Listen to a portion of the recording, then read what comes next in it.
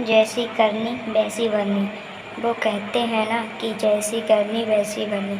इंसान चाहे जैसा काम करता है उसे उसका फल भी वैसा ही मिलता है। अगर आपने अच्छे कर्म किए होंगे तो आपको उसका अच्छा फल मिलेगा, और आपने बुरे कर्म किए होंगे तो आपको उसका बुरा फल मिलेगा।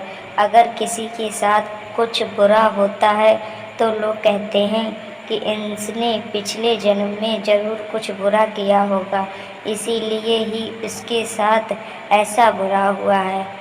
और अगर किसी के साथ कुछ अच्छा होता है तो लोग कहते हैं कि इसने पिछले जन्म में ज़रूर कुछ अच्छा काम किया होगा, इसीलिए ही इसके साथ आज ये अच्छा हुआ। देखा जाए तो आज के ज़माने में इंसान को अपने इस जन्म का हिसाब इसी जन्म में चुकाना पड़ता है, क्योंकि पहले भगवान नोटबुक पेन लेकर के हिसाब करते थे, इसीलिए उन्हें हिसाब करने में देर लगती थी। आज के ज़माने में भगवान के पास भी लैपटॉप आ गया है, तो उन्हें इंसान के कर्म का फल देने में यानी कि हिसाब करने में देरी नहीं लगती है। आज की ये कहानी जैसी करनी वैसी भरनी भी उसी के बारे में है। एक बार एक व्यक्ति को रास्ते में यमराज मिल जाते हैं। वो व्यक्ति उन्हें पहचान नहीं पाया। यमराज ने उस व्यक्ति से पीने के लिए पानी मांगा।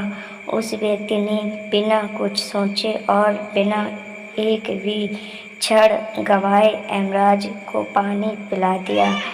पानी पीने के बाद यमराज ने उस व्यक्ति को बता दिया कि वो उसके प्राण लेने के लिए आए हैं, किंतु उस व्यक्ति ने यमराज की प्यास बुझाई है, इसीलिए वो उन्हें अपनी किस्मत बदलने का एक मौका देते हैं। इतना बोलने के बाद यमराज ने उस व्यक्ति के हाथ में एक डायरी दे दी और उस व्यक्ति से कहा कि तुम्हारे पास 10 मिनट का समय है।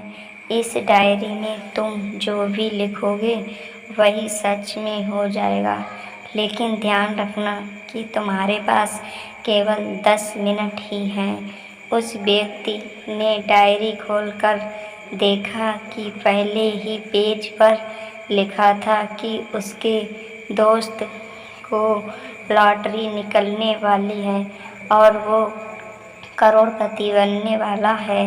वो व्यक्ति ने वहाँ लिख दिया कि उसके दोस्त को लॉटरी ना निकले। अगले पेज पर लिखा था कि उसका एक रिश्तेदार चुनाव जीतकर मंत्री बनने वाला है। उसने वहाँ पर लिख दिया कि उसका रिश्तेदार चुनाव हार जाए।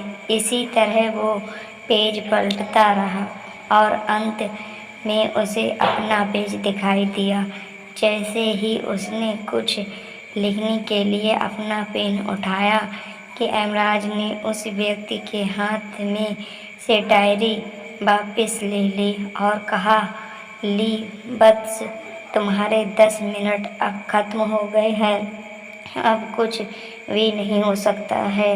यमराज ने कहा कि तुमने अपना पूरा समय दूसरों का बुरा करने में व्यतीत कर दिया और अपने आप को ही खतरे में डाल दिया। अब तो तुम्हारा अंत निश्चित है।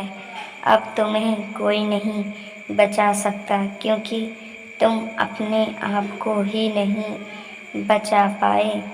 यह सुनकर वो व्यक्ति बहुत ज़्यादा पछताता है, लेकिन अब पछताने से कुछ नहीं हो सकता था, क्योंकि अब सुनहरा मौका उसके हाथ से निकल चुका था।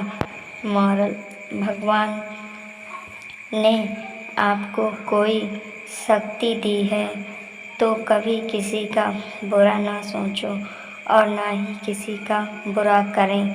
दूसरों का भला करने वाले सदा सुखी और दूसरों का बुरा करने वाले सदा दुखी रहते हैं। अगर आपको हमारी स्टोरी जैसी करनी वैसी भरनी। मॉरल स्टोरी इन हिंदी अच्छी लगी हो तो अपने दोस्तों के साथ भी शेयर कीजिए और कमेंट में ज़रूर बताइए कि कैसी लगी हमारी ये कहानी।